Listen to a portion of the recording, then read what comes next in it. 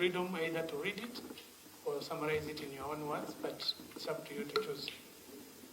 Proceed. I prefer to read. Okay. Shall I continue? Yes, please, proceed. Okay. Oil allocation holders in the Middle East and Asia. I set up my base in Dubai, UAE, to run a business of moving petroleum products to African countries under the company Arms Import and Export Enterprise Limited. I also ran a mineral trading company called ICAD General Trading, LLC, Dubai.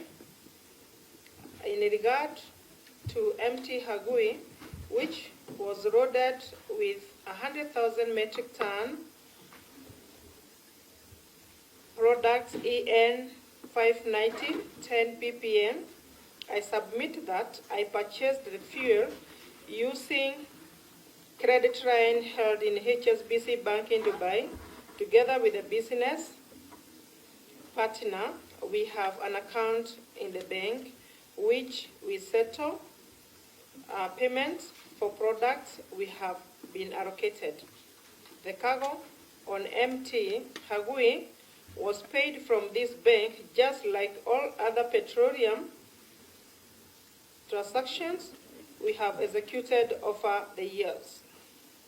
The product was indicated as heading to the port of Mombasa of the Bill of Lading. The bill is a document which can be amended to the buyer's name once commercial discussions have taken place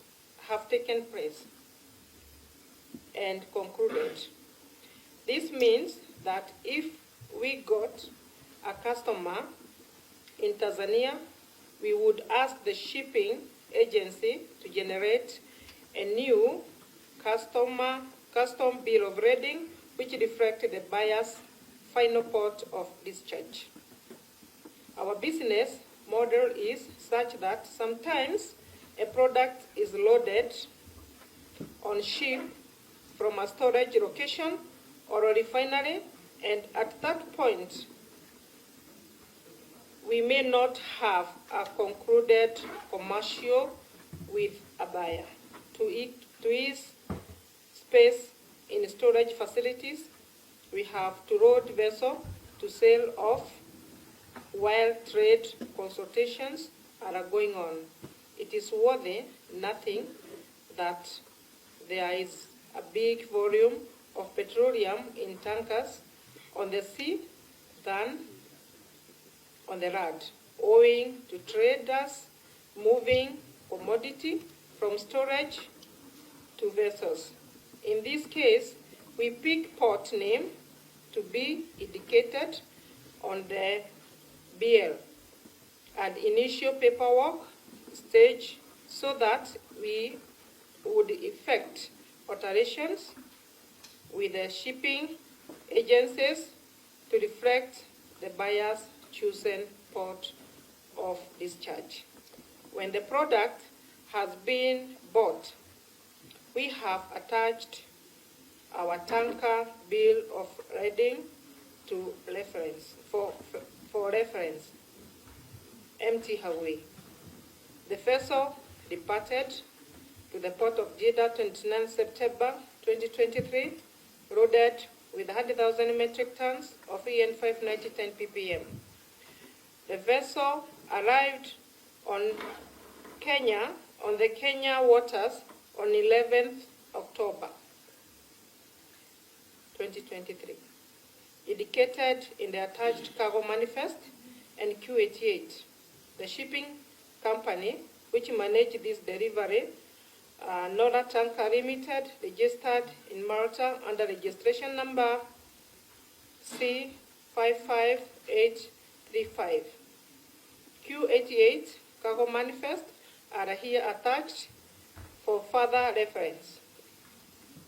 The products. The cargo on board MT Hagui was refined by LLC Alpha AAA, which which stored and sourced from the Republic of Kazakhstan as indicated by the Certificate of Origin number K30006630KE. The consignee is ANS Import and Export Enterprise Limited, which procured the product from exporter name SC Usiku, based in the Republic of Kazakhstan. The product was inspected for quality and conformance and issued with the certificates of quality and quantity number 09551/009552/23 in Jeddah on 29th September 2023. We have attached proof of product, POP into brackets, documentation for further reference. The incident. Upon arrival of the vessel in our high sea waters, I traveled to Mombasa to market the fuel to potential buyers in East Africa, as I had many inquiries from Kenyan traders who export petroleum products to neighboring countries. I contacted buyers in Tanzania, Congo, South Sudan, for my business as a trader, with the strength that the cargo was already within East African waters, and therefore within proximity to the large region market. However, while still carrying out negotiations with the potential buyers on 4th of November, I was surprised to be informed by the refinery that MT Hagui had been called to the port and was already on the Likoni River heading to berth at Kipefu Terminal. Upon receiving this information, I went to Port Police to try and stop the fuel from being discharged. I'd got an OB report for this incident. While seeking for help, I sought to see CS for Energy and Petroleum, Mr. David Churchill. I implored him to assist me with the matter, asking him to intervene as the fuel is not procured under the G2G framework.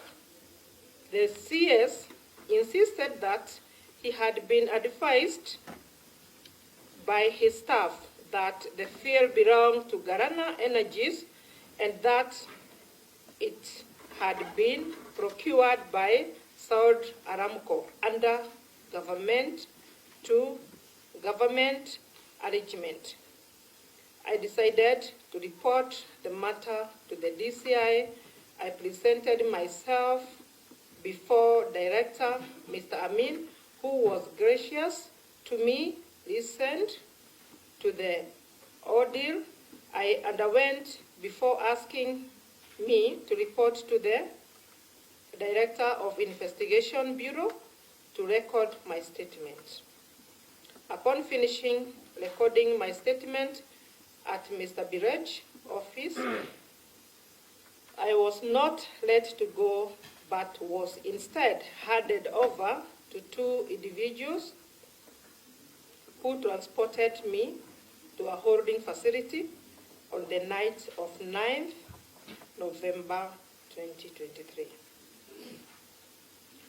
I was released from the facility on 13th of November, having spent 4 gruesome days where I was interrogated, asked to withdraw court cases. My lawyer had filed in the court while I was while I was still held by the DCI. For the record, I was not informed why I had been arrested and held captive for all those days. And to date, I have not been charged with any criminal, as I had gone to the DCI to seek help and record a statement on my cargo, which by then had started discharging, despite a court order which we had sought restrain KPA and KPC from discharging. Conclusion. It is my humble submission that I procured this fuel for the sale into my country in East Africa as upstream trader, into bracket, not an importer.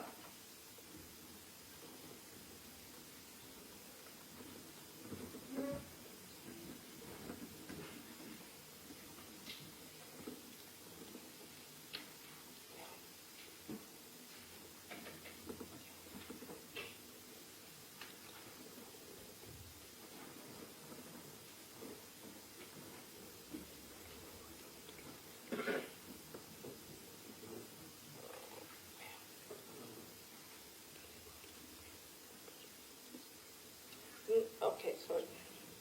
Not an importer of petroleum product in Kenya. I do not need license to deliver fuel, CIF, to a customer who has a license to operate in their jurisdiction.